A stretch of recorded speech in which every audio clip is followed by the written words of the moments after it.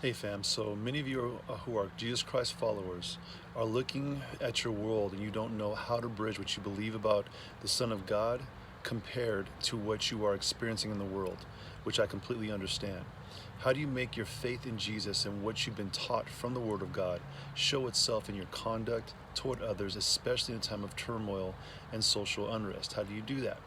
Well, what if for whatever reason your leaders haven't broken down basics of faith so that you are equipped with soul shielding wisdom and discernment so that in these times your conduct matches what you've learned and believed? What if they themselves need assistance to help you across that bridge because they've been shamed or pushed into silence? And understand that that's actually happening in a lot of different places. Well, these are real battles, and I can empathize, so I want to stand in the gap. I want to assist.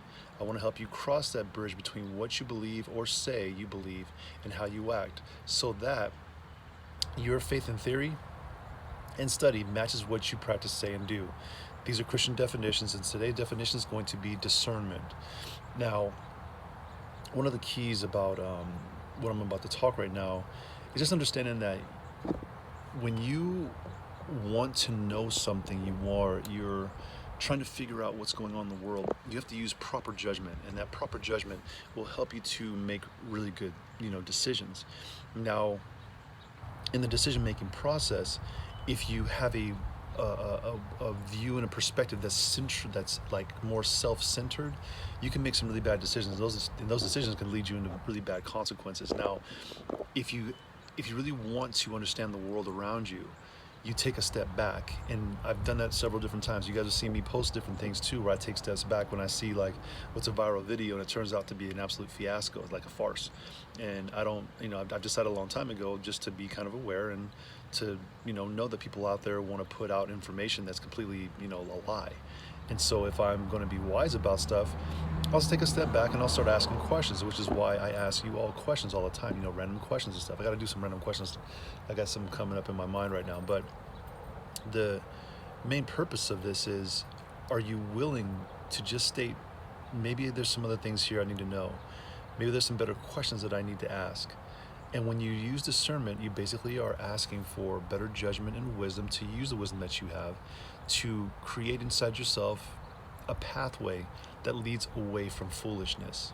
Because right now you're seeing in this world a lot of foolishness and a lot of very bad ideas put into practice, and people are accepting things and doing things and believing things that have no judgment, no wisdom, and no discernment attached to it at all.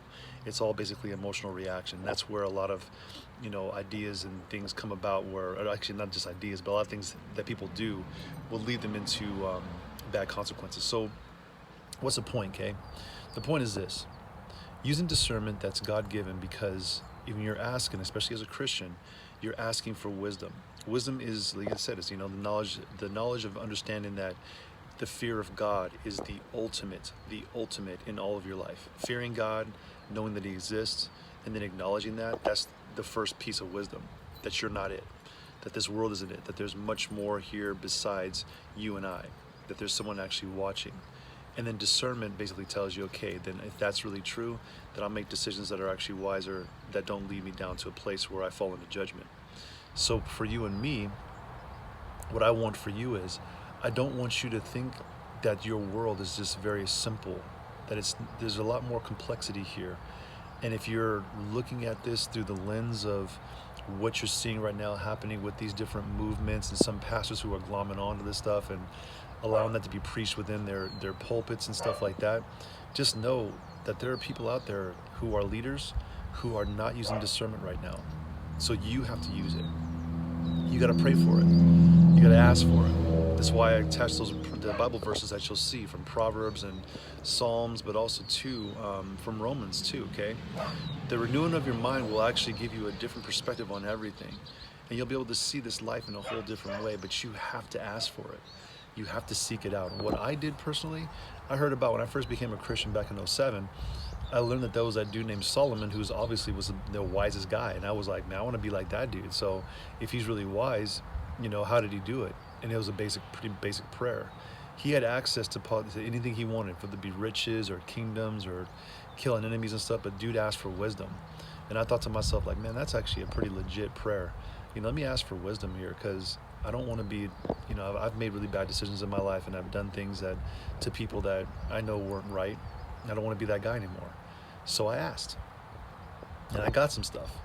And in that discernment, I'm able to make better decisions, and I'm also help to lead a little bit better as well too. And I want to be the best leader, but also too a really good example for you as you're seeing things happen in the world that you have no control over, but there's people out there that want to have control over you. So when you're looking in the world and you see folks out there who are saying that they're for you, you got to use discernment and ask some questions. Because you don't need to follow me. I mean, honestly, I'm just being real with you. You don't need to follow me. You don't need to follow anything I say. But all I ask is maybe just ask some questions. And maybe in asking the questions, you'll get to, some really good conclusions that will lead you away or further from situations. So in discernment, your prayer is, I need wisdom. God, I need wisdom.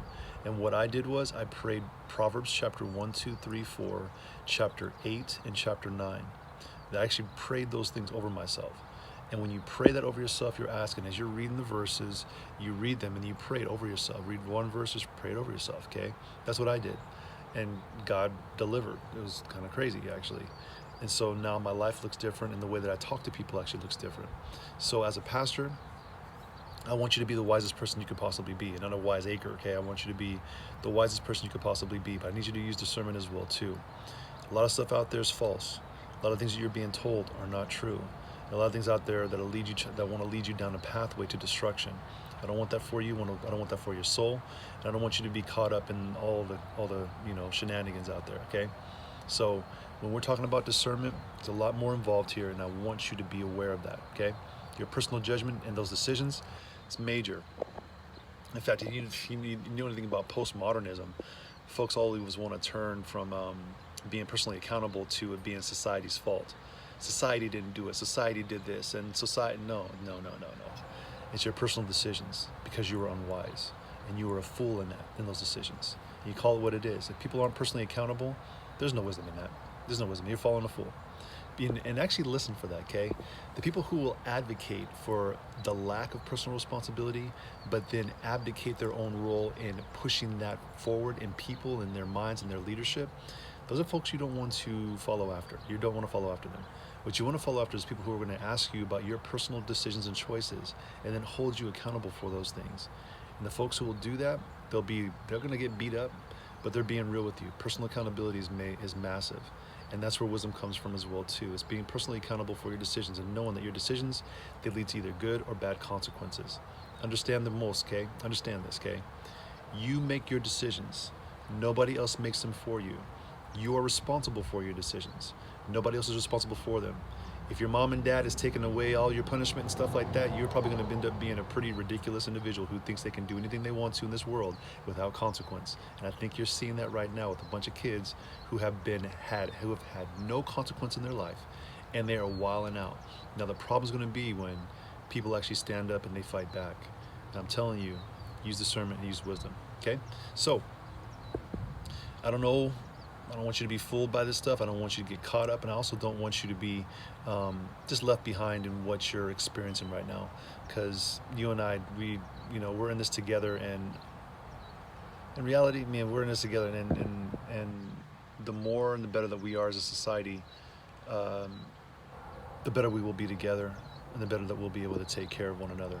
Okay? All right. So let's go. Here we go.